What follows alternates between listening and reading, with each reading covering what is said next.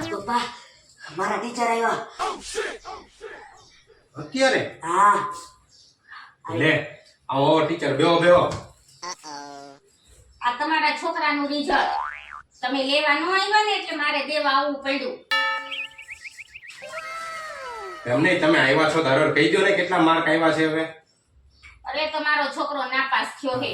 ये बड़ी अच्छी बात कही आप. ગુજરાતીમાં 17, હિન્દીમાં 16, ગણિતમાં 17, વિજ્ઞાનમાં 13, અંગ્રેજીમાં 18, સંસ્કૃતમાં 14, સમાજમાં 12, ટોટલ 107.